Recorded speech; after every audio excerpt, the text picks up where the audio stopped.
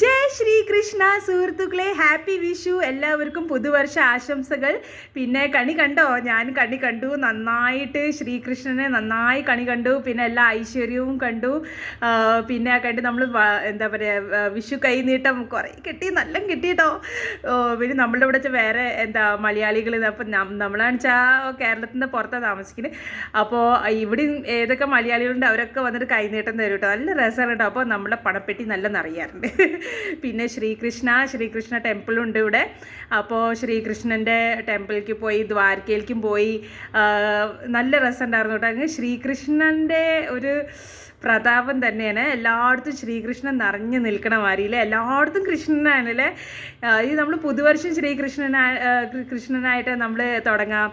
പിന്നെ എല്ലായിടത്തും ശ്രീകൃഷ്ണനാണ് അല്ലേ, എല്ലാം നിറഞ്ഞു നിൽക്കണ മാതിരി. ഓ, ജയ ശ്രീകൃഷ്ണ, ജയ ശ്രീകൃഷ്ണ, ഹാപ്പി വിഷു.